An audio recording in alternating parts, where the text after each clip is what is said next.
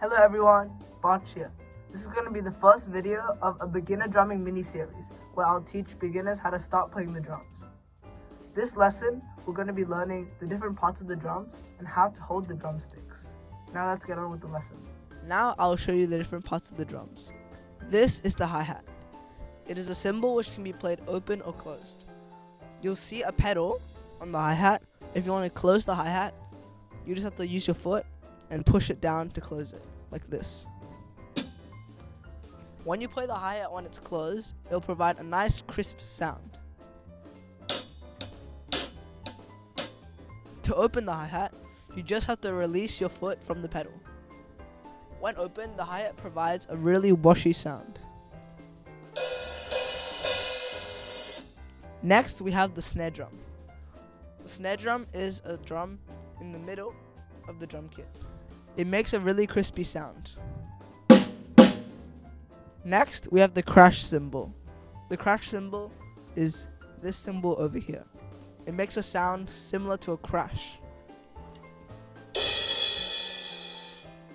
This is the splash cymbal. It is an accessory cymbal that is used to create a splashy noise. These three drums over here are called toms. There are many different ways to call these toms, but I like to call them tom 1, tom 2, and the floor tom. This is called the floor tom because it is sitting on the floor. The higher the tom, the higher pitch the tom will sound.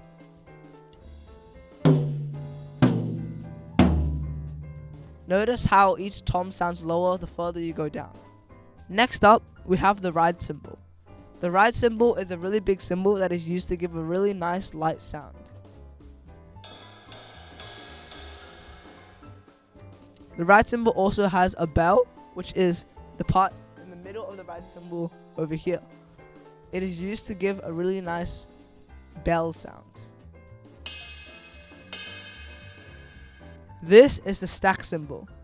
It is an accessory cymbal made of two cymbals stacked on top of each other, and it gives a trashy sound. Lastly, we have the bass drum. The bass drum is the biggest drum, and it sits on the floor. There will be a pedal on the bass drum, and you press down to hit the bass drum. And that is all the parts of the drums. Keep in mind that if you're just a beginner drummer, you don't need to know all these parts off by heart just yet. We'll slowly add them into beats, and soon enough you'll remember all of them by heart. Now we will learn how to hold the drumsticks. In drums, there are two types of grips. One is the traditional grip, where your left hand plays a different grip than your right hand. And the second one is match grip, the more common grip, where both hands use the same type of grip. In this drumming series, I'll teach you how to play using match grip, as it is much easier. The balance point is where the drumstick bounces the best, and that's where you're going to hold your drumsticks from. To find the balance point, all you need to do is place the drumstick between your index finger and thumb, like this, on any spot of the drumstick. Next, all you're going to do is just hold it up in the air, like this, and just let it drop on the snare drum. If you hold it too high, then it won't bounce at all. If you hold it too low, it also won't bounce at all. The best spot is probably around here on the drumstick. Once you have found the balance point, you're going to place your thumb on top of the drumstick and your index finger under like this, so that the drumstick is touching this section of the index finger.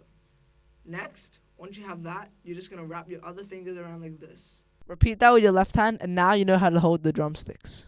Congratulations, you've learned how to hold the drumsticks and to recognize all the different parts of the drums. Next lesson, we'll be learning a simple rock beat, so please stick around and subscribe so you don't miss out on any mini lessons. That's all for today, and I hope you have a nice day.